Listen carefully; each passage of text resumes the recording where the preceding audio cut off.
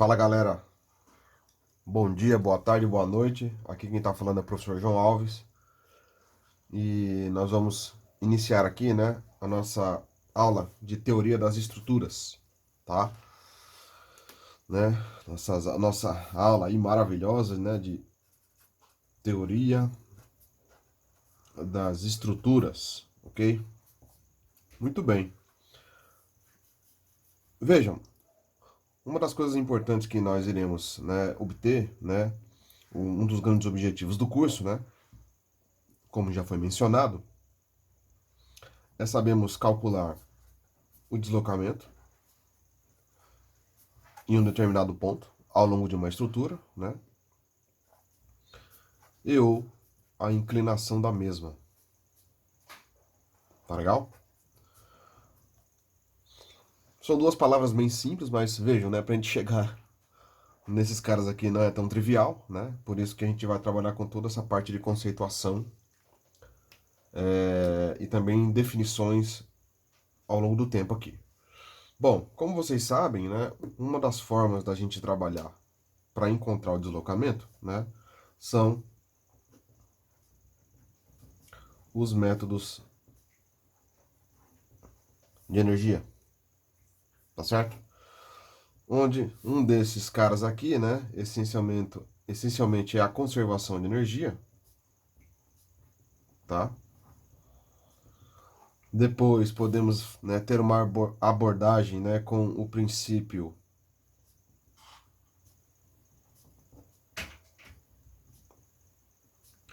do trabalho virtual, que é o famoso PTV, e também podemos trabalhar com o teorema de Castiliano, certo? Bom, o cara que nós estamos inicialmente preocupados, né, em demonstrar para vocês, né, diz respeito a esse cara aqui, ó, conservação de energia. Tá legal?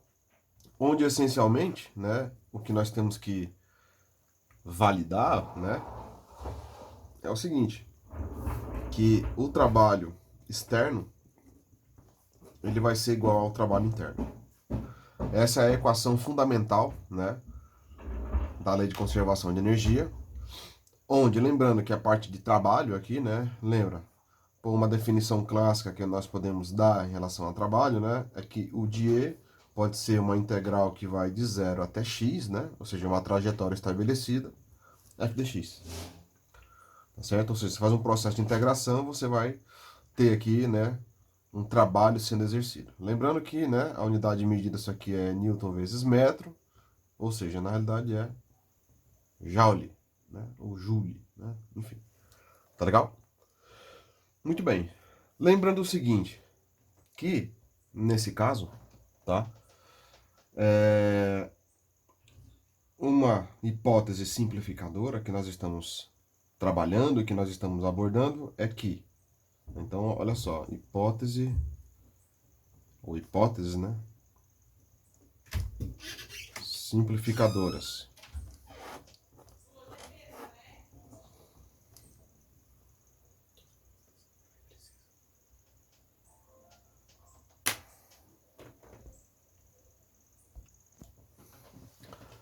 Então, uma das hipóteses simplificadoras que temos, né? No caso, nós vamos assumir o seguinte, que todo cálculo que vamos realizar, vamos estar trabalhando, né, dentro do quê? Dentro de uma região elástica, tá? Ou seja, eu não estou considerando, né, regiões, né, não lineares, né, ao longo do nosso cálculo, tá certo? Então, regiões não lineares não vão entrar no nosso cálculo, tá?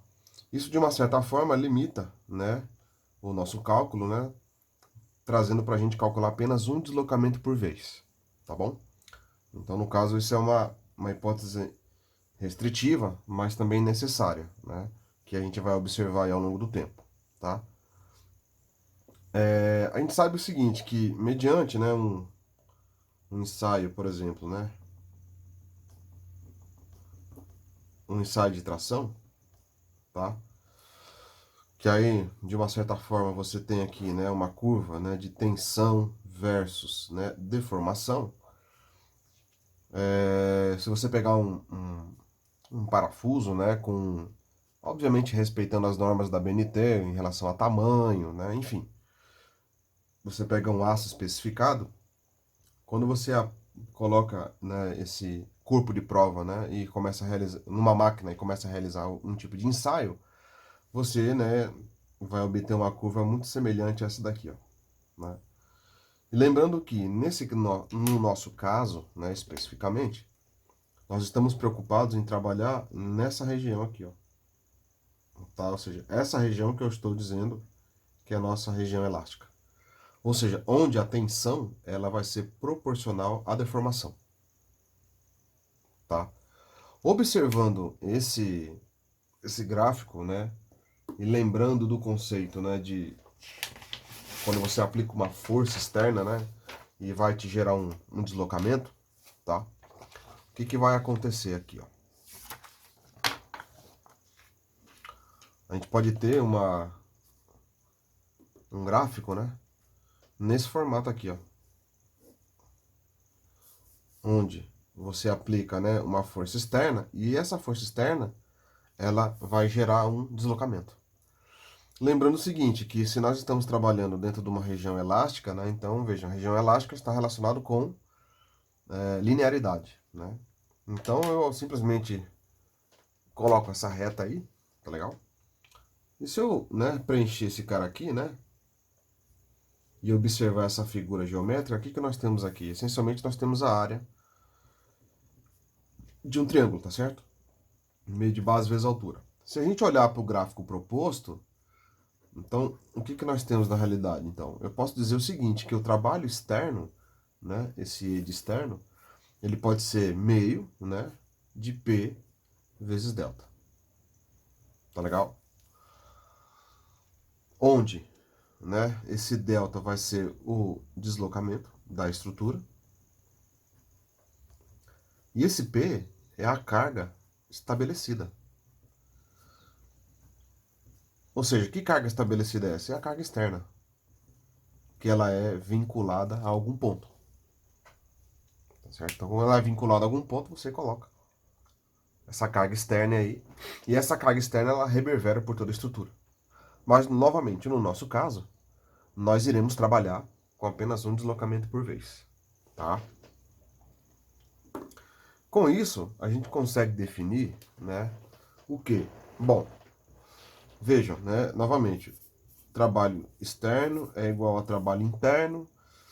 Se eu olhar para essa definição aqui de cima, né, então eu estou dizendo o seguinte, que o meu trabalho externo dentro de uma região elástica sempre vai ser meio, né, que multiplica, né, P que multiplica delta, que vai ser igual a essa energia interna.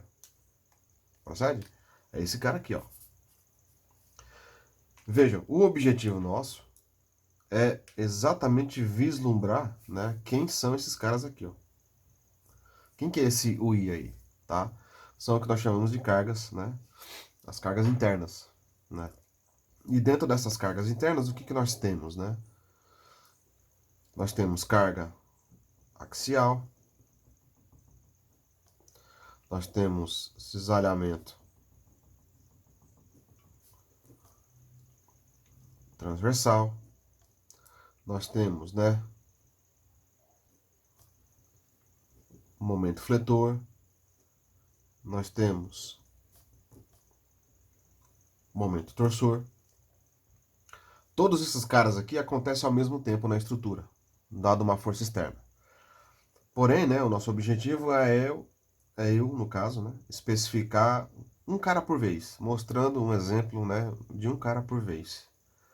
E depois, ao longo do tempo, a gente ir, né, vamos dizer assim, né, colocando esse cara dentro de um liquidificador aí, né, ou seja, para dar uma misturada aí. Tá legal? Muito bem. Excelente. Então, né, mediante esses caras aí, o que que nós temos aí para trabalhar, essencialmente? Bom, a gente tem o seguinte, ó.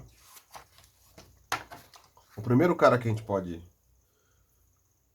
mostrar para vocês aí, né? Por definição, né? Novamente, a gente já definiu isso, né? O que que é? É o cara que é a carga axial. Tá legal? Carga axial.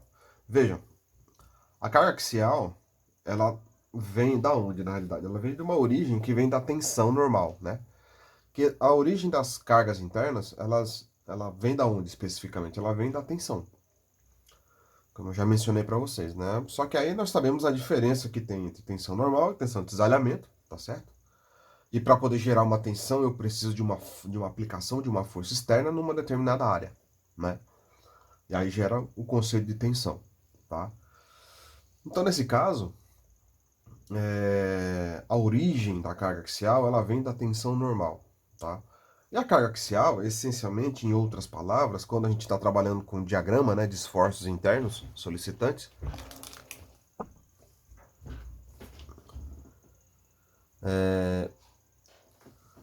essencialmente, ela trabalha com o quê? Com compressão ou contração. Essencialmente assim, é dessa forma que a gente trabalha, tá? Então a carga axial, ela está trabalhando ali ao longo do eixo longitudinal da estrutura, né? Fazendo esse movimento aí, ok? E que, em outras palavras, é a própria força normal que vocês aprenderam a calcular. A equação para a carga axial, como é que ela funciona, né? Vejam, agora eu estou adentrando, né, especificamente, né, no que nós chamamos, né, de energia de deformação, tá? Elástica, né? Por diversos tipos de cargas, tá? Ou seja, nós estamos trabalhando com energia, né? O trabalho externo está determinado como é que ele vai funcionar. Tá? Ele vai acontecer conforme a aplicação da força externa vai gerar um deslocamento, né? Nesse caso agora, eu vou mostrar para vocês um tipo de carga interna, que é a carga axial, né? Então, como eu estou, né, determinando a carga interna, eu estou chamando então esse cara de UI, né? Entre parênteses, esse A minúsculo é de axial. Esse cara vai ser o quê? Vai ser uma integral que vai de 0 até L, né? De N ao quadrado, dividido por 2 AE, né? dx. Tá legal? Onde, né, esse E, ele vai ser o módulo, né, de elasticidade, tá? Vejam, o módulo de elasticidade está relacionado com a propriedade do material, tá? Então, se é uma madeira, se é um aço, se é um concreto, se é um material composto, enfim. Na maioria das vezes, esse cara aí, ele é determinado, né? Entregue pra gente já com um número, vamos dizer assim, tá? Ou seja, na maioria das vezes nós consideramos esse cara como sendo uma constante, tá? O A aqui é a área da seção transversal da estrutura, né? Também é dado por unidade de comprimento elevado ao quadrado, né? E esse cara, na realidade, ele também é dado do problema, tá? No caso do módulo de elasticidade, né? Ele é dado em Pascal, tá? Pascal é Newton por metro quadrado. E vejam, né? O que sobra na história aqui é esse cara que é o N, né? O N, na realidade, essencialmente é a força normal, tá? E veja, a força normal numa estrutura, ou ela pode estar tracionando, que por definição, né, é positivo, ou comprimindo, que por definição é negativo, né? Independente se está tracionando ou comprimindo, ou seja, se é positivo ou negativo, isso não importa muito em relação à energia. Por quê? Porque se você tiver um valor negativo, né, num aspecto de compressão, né, o que vai aparecer aqui? Na realidade aqui vai entrar um número negativo, só que o número negativo elevado ao quadrado ele fica positivo, né? Ou seja, mostrando para nós que energia e deformação sempre é positivo, tá? Então por isso que tem esse n ao quadrado. Ok? Maravilha. Vejam, já para adiantar em relação à carga axial, a gente olha para uma equação dessa aqui, né? É uma soma de Riemann. Uma soma de Riemann é uma integral definida, né? Com limite de integração. Por quê? Porque na realidade ela está demonstrando para nós aí, né? O seguinte: ela está demonstrando que você tem aí, né? Ainda bem que é uma estrutura com um comprimento estabelecido, tá vendo? Então, olha só. Se você, né, simplesmente pensar no seguinte, pô, então já que esse cara tem uma estrutura realmente definida, e que às vezes eu posso trabalhar especificamente, né, com treliças, por exemplo, né, dá para eu já integrar essa equação e ter uma equação um pouco mais, vamos dizer assim, talvez amigável, né, um pouco mais amigável, vamos pensar assim. Se você pegar a equação, essa equação aqui, né, e fazer um processo de integração nela, então você pode escrever ela assim, ó. O de A vai ser igual. Bom, todos esses caras aqui dentro, ó, n quadrado sobre 2AE, isso aqui na realidade são constantes. Né? Muito cuidado quando a gente fala constante, porque você não vai ter uma variação de x ao longo desses caras aí, entendeu? Não quer dizer que constante, porque aí você pode considerar como zero. Muita calma com isso, tá? São caras que você pode atribuir simplesmente um valor, né? Então eu posso pegar esses caras aqui e jogar ele para fora da integral, tá certo? Ele pode ficar ali, ó, 2AE, ó. Aí a integral de 0 até L, né? Esse L novamente, né? L de comprimento do inglês, né? Dx. Portanto, né, o que dá para fazer? Quer dizer então que n quadrado sobre 2ae vai ser o quê? Bom, vai ser uma integral de 0 até L de dx. Bom, a integral de dx quanto que vale? Vale x, né? Com o limite de integração que vai de 0 até L, ok? Portanto, o valor de n quadrado sobre 2ae vai ser o quê? Bom, quando, né? No caso, quando você observa os valores nos limites de integração, né? Quando o x é L, ele vale L. E quando o x é zero, ele vale zero. Então só sobra quem? L. Então eu posso escrever o de A como sendo, né, n ao quadrado vezes L dividido por 2 aí. Isso é uma forma final aí, que você arranca a integral da história. Por isso que eu falei que ela fica talvez com uma forma mais amigável, tá? Só que imagina o seguinte, se for para fazer uma tratativa com uma estrutura, ou seja, uma estrutura tem um comprimento. Beleza, excelente. Então essa equação ela me atende perfeitamente, né? Agora, se eu for pensar num conjunto de barras, por exemplo, onde eu tenho que calcular cada barra, né, de um conjunto estrutural, pô, se essa barra tem aí, sei lá, bicho, 300, né? 300 barras, sei lá, coisas assim grandes, vai ficar complicado. Então você só simplesmente pega a equação, né, e amplia ela num formato de somatório. Então vai ser igual uma somatória que vai de igual a 1 até, né, k de n quadrado k vezes lk dividido por 2 ak e k. Então a equação, num formato mais geral, ela fica escrita dessa forma, né? Onde ela pode ter, onde esse índice aí, essa somatória, né, igual a 1 até k é o número de barras, por exemplo, né? E aí você tem uma variação, né? Porque cada barra vai ter uma força diferente. Essa barra ela pode ter um comprimento diferente. Dependendo, né, do formato da estrutura, essa barra ela pode ter áreas, né, de seções transversais diferentes, né? Dependendo da coisa, você pode ter assim módulos de elasticidades diferentes, entendeu? Então, ou seja, para cada barra é uma fórmula dessa daí. Então, ou seja, né, para a gente, quanto menos barra, melhor, né, para a gente poder calcular. Essa é a realidade, tá? Ok? Então veja, isso aí é a carga axial. A carga axial ela trabalha nesse formato aí. Tá legal? Excelente. Agora vamos falar aqui do cisalhamento transversal. Tá?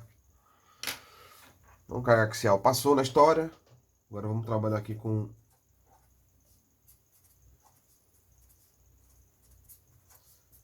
cisalhamento transversal.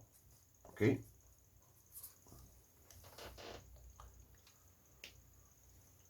O cisalhamento transversal, o que acontece? Novamente, né? A origem do cisalhamento transversal vem da onde? Vem da tensão de cisalhamento, tá? Vem de lá. Como eu mencionei para vocês, lá no capítulo 14 do Hibbeler, do livro do Hibbeler, né, de resistência dos materiais, ele, de uma certa forma, ele trabalha com um pouco de dedução de fórmula, né? Mas que, novamente, não é o nosso objetivo aqui. Nosso objetivo é olhar para a equação e ter um entendimento dela, né? Então, o cisalhamento transversal. Bom, o cisalhamento transversal é o seguinte, né? Ele tem aqui, ó, o de C, né, de cisalhamento, vai ser igual a integral de 0 até L, né? De Fs, V quadrado, dividido por 2, GA dx, tá? Bom, o cisalhamento transversal, né, ele tem aqui uma peculiaridade, na verdade duas, né? Aqui nós sabemos que é a área, né,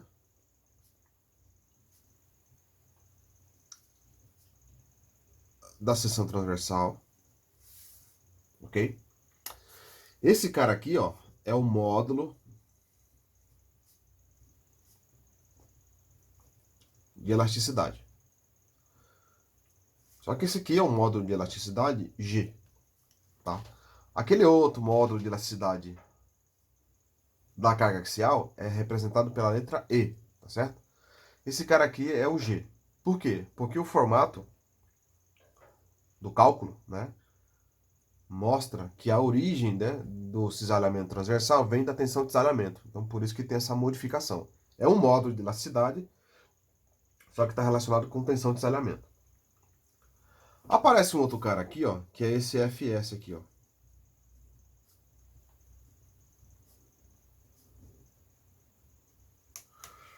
Que ele é o fator de forma, tá?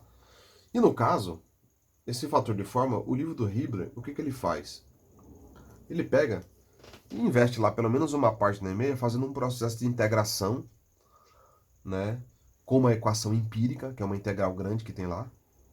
E aí ele especifica, na realidade, para formas, né, no caso, né, da estrutura, que são retangulares, né?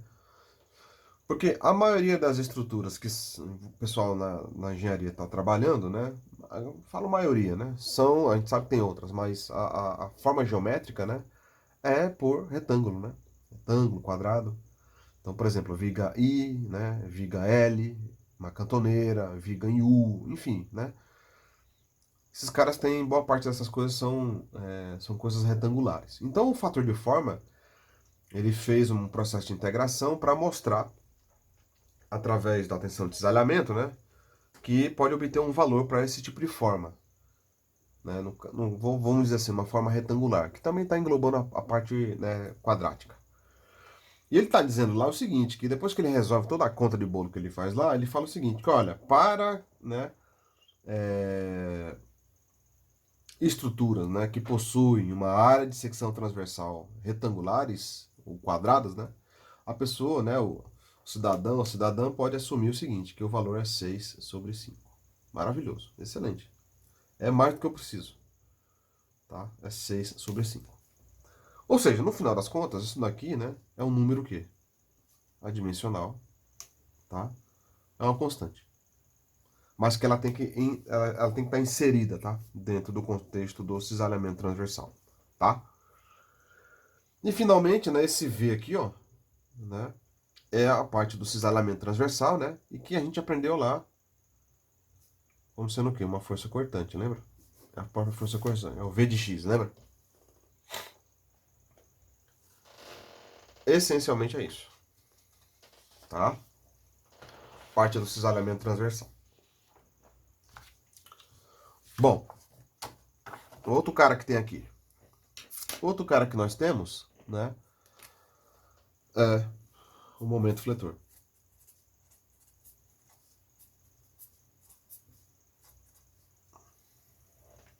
Tá? Veja, o momento fletor, né? Como é que vai ser a história aqui?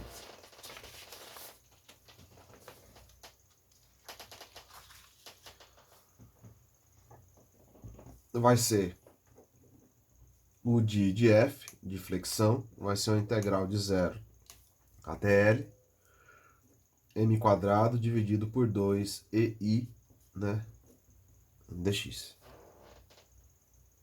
Tá certo? Muito bem. Olhando para um cara desse aí, o que nós temos aqui, né? Vejam, o E, novamente, ele é o módulo de elasticidade, que vem da tensão normal, por isso que é o E, tá? Vai aparecer aqui esse cara que é o I, que é o nosso momento, né, de inércia. No caso do momento de inércia, ele está relacionado, né, com o formato da geometria, tá certo? Então, para cada formato de geometria, você tem um momento de inércia estabelecido, tá? E o livro do Hibbeler, né, ele, no livro, especificamente no livro de estática, né, ele tem um capítulo que ele fala só disso, né, de características geométricas de figuras planas, né? Em diversos outros livros também, no caso, de resistência dos materiais, né, de mecânica dos sólidos, enfim, de mecânica dos materiais, tem lá alguma coisa falando a respeito disso, tá? E no próprio livro de resistência dos materiais do Hibbeler também, lá no apêndice 2, se eu não me engano, tá, ele fala um pouquinho a respeito disso. O lance é que, na realidade, na boa parte das vezes, né, esse valor ele é dado por completo, ele é um valor único, ele simplesmente estabelece um valor e ele te entrega isso na tua mão, tá? No caso do momento de inércia aí. E o momento de inércia, né, é uma unidade de comprimento elevada à quarta potência, tá? Porque no final das contas é a multiplicação entre duas áreas, ok? Pela definição clássica. E finalmente aparece esse cara aqui, né, que é, no caso, o próprio momento fletor, tá certo? O nosso M de X lá, tá? Ok? Maravilha. Excelente. Aproveitando aqui essa mesma folhinha, né, nós temos quem aqui, ó? Nós temos o momento torsor, ou simplesmente, né, torção, é a mesma coisa, tá? É representado por U de I, né, de T minúsculo de torção, vai ser uma integral que vai de 0 até L, de T elevado ao quadrado, dividido por 2 GJ dx, tá? Onde, na realidade, esse G aqui nós já sabemos o que é, né? É um módulo de elasticidade, né, que vem da tensão de cisalhamento, tá? O J aqui, galera, é o seguinte, o J é o momento polar de inércia, tá? Momento polar de inércia. Onde esse momento polar de inércia, né, ele é dado, que é representado por J, né, é um valor bem estabelecido, é π sobre 2 multiplicado por c elevado à quarta, onde esse c aqui é o raio. Porque quando você vai trabalhar com momento torsor, na maioria das vezes você está trabalhando com um tubo, né, ou um eixo, tá? E às vezes esse tubo, né, ele pode ser vazado ou não, ele pode ser simplesmente cheio, né? Quando você tem um tubo cheio, né, ou seja, quando eu estou pensando num cara assim, ó, um tubo cheio é um cara nesse sentido aqui assim, né? Quando você não tem, ele não é vazado, você tem aqui um ponto de origem, né, e ele vai ter um raio estabelecido aqui, ó, né? Esse raio aqui, né, no caso é o C, tá? Agora, às vezes você pode ter uma condição de ter um tubo vazado. Desculpe o meu desenho tosco aqui, tá? Mas você vai ter um cara de origem, né? Você vai ter um raio maior em relação a um raio menor. E aí você acrescenta aqui nesse C elevado à quarta essa diferença. Tá legal? Por isso que tem esse cálculo desse momento polar de inércia. Porque está relacionado com o movimento de torção mesmo, né? Movimento nesse sentido aqui, ó. Tá? Bom, esse outro cara aqui, finalmente, o T é simplesmente o movimento, né? Da torção. Simplesmente torção. Certo? Então são definições que, obviamente, ao longo do tempo, né? A gente vai trabalhando com os exercícios, né? E eu vou mostrando isso para vocês de uma forma mais, talvez, mais na prática. Mas o importante é eu estabelecer esses conceitos, tá? Das equações em si. Tá legal? Então, essencialmente, essa é uma, né, novamente, é uma revisão do que a gente já tinha falado em sala de aula, a respeito, né, das cargas, e que agora a gente vai começar a fazer as aplicações, né, de algumas coisas mais práticas, beleza? Então é isso, galera. Salve aí. Muito obrigado aí. Um grande abraço. Fui.